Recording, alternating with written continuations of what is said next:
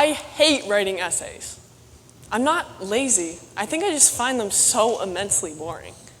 And I love writing, so that's a little weird. But it's creative writing that I love, where I pour my heart and everything I've ever learned about the English language onto the page. And I know that I'm a senior in high school, and there will be so many essays in my future that, yes, Mom, I will write. I just won't be ecstatic about it. Maybe my resentment comes from elementary school, where nobody ever told me to write an essay. In fact, what I remember most is being taught how to write stories about whatever we wanted, whatever strange dream I had that I could bring to life, whatever spin-off of fairy tale I could think of. And when I was 5, this is where the idea of my very first story came from. 3 pages long, artfully stapled together on the right side instead of the left. The short journey of a princess who slayed a terrible sea monster. At such a young age of writing this, the pages housed stick figures and spelling errors, but to my absolute excitement, my parents read it and they loved it. They were so proud that they showed it off to everyone, and everyone they showed it off to was proud of me too. I was going to be an author, and how lucky I was to have everyone pushing me to achieve that dream. So I kept doing what I loved. I wrote. Some poetry, but mostly stories of fantasy and fiction and horror. And I only grew to create more than just sea monsters. Sometime later, I wrote about a boy trapped in a zoo who met an elephant that helped him climb out.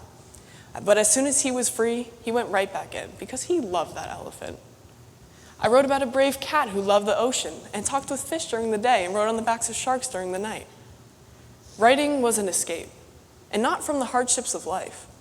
It was just an escape into another universe where animals can talk, people can fly, no questions asked. It's magic to me. And to this day is where all my stories come together, living in one place in my mind. I love this universe, and I will continue to construct it by majoring in creative writing in college. If I can pursue something that makes myself and the friends and family that read my work happy, why wouldn't I? However, I made the mistake of mentioning my intended major to someone a few weeks ago. Immediately, the person asked, why? It's very blunt, alarmingly judgmental. So I answered truthfully. I've wanted to be an author for forever. But here's where they gave me that look. She's gonna be broke, but I won't burst her bubble. Which is weird, because you were supposed to be whatever you wanted when you were in kindergarten. I've always wanted to be an author. I didn't quite understand why that was a problem now, especially since this wasn't the first time I'd had an interaction similar to that one.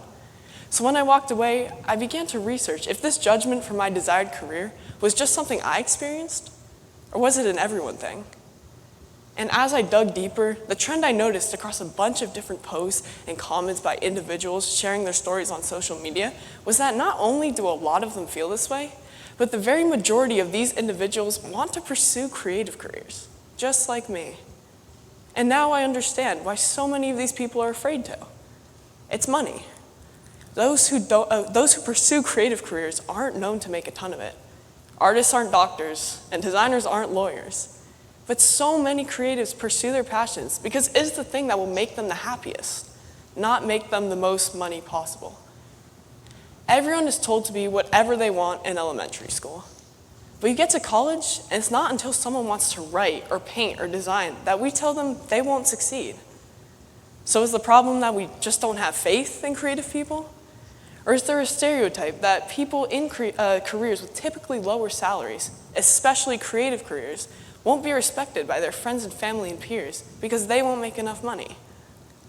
If a creative career doesn't meet the societal success standard of earning a large salary, then it is society that needs to let go of the judgment and let creative people be creative. There's hundreds of thousands of writers that wrote not for themselves but for the world, so that everyone could experience the pure magic of a story, of entering another reality. In a New York Times article by David Brooks, he describes how we know from the studies by the psychologists Raymond Marr and Keith Oatley that reading literature is associated with heightened empathy skills. It's associated with respecting others, all because you can read a story about characters and understand them and apply it to your life. Not only do young kids have to read a lot in school to develop their reading and writing skills, but they need to develop who they are and how they act. We can all be better people just by reading the creative works of others. Yet there's such little respect for creativity, and I've recognized two main reasons why. One, a big one, is our upbringing, the way we were raised. What our parents stressed was important when we were growing up. And many times, the importance of money in a career was highlighted. According to an article in Forbes written by Mark Perna, a large survey was conducted where 65% of respondents today work in a field their parents wanted for them. That is an astounding number. I mean, it's nice for parents to keep their children grounded. It would be far too difficult to be an astronaut on weekdays, except on Wednesdays where you take a day off from space to run a hair salon, and then write and publish books on the weekends. I wanted to do that at some point. But children will figure out that something like that isn't realistic as they grow up, just as I did. If parents are feeding their children with information about salaries and jobs that they think their kids should have, a lot of the times the kids will listen. 55% of respondents' careers in Perna's survey were encouraged by their parents because the career provided a large salary. Kids are listening, and that's why these percentages are so high. You can't be creative if you've been predisposed to lean toward the high-earning career or activity or passion your mom or dad told you to have. So, there's our parents. And of course it's not all of them. My own mom and dad are very encouraging of the fact that I want to be an author, and they always have been. The problem is that so few people now are like them. The second reason for a lack of respect towards creative professions comes from the belief that creativity is often a mere hobby, not a career. And because of this, people are afraid to show their creativity, so they don't. Nicole Chung writes in The Atlantic about her experience of leaving a stable job to pursue a creative career, focusing solely on a side project that she had been working on for the past few years. While she was extremely happy, and in fact making a good income with this new creative career, she immediately received comments from friends and neighbors, like, "Are you looking for a new job now that your project's done?" To her, it was obvious that her creative career was something amazing and something that she loved, that she was going to continue to pursue. But no one else saw it this way. They tell her how lucky she was to have a husband who would fund her entire creative project. They devalue and degrade her. And the saddest part is that most of them didn't know any better, because this is just how many creative careers are viewed. Consequently, most people who aren't as brave and confident about putting out their creative work simply don't. So many fear the harsh judgment from their peers for taking the creative path. I know I do. So we never pursue what we truly want to do, and it's sad.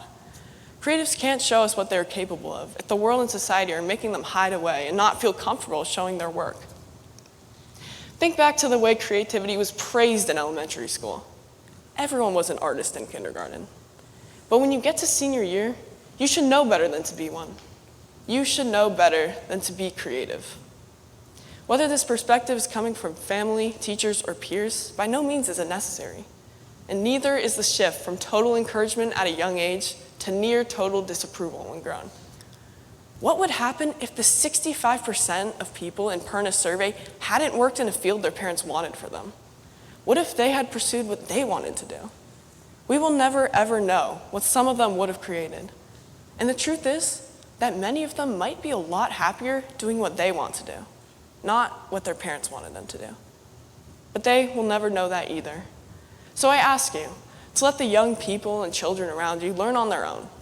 If they want to write stories, hand them a pencil and paper and watch them create something incredible, because children have the most fantastical and otherworldly imaginations out there. Allow the people who never stop following their dreams to pursue their passions that they just might make into careers, like Nicole Chung. The creative people will be creative, so find fascination in their work instead of flaws in their salaries. And maybe most importantly, give those who were never creative the support to step outside of their comfort zone and find a new creative outlet or passion. Thank you.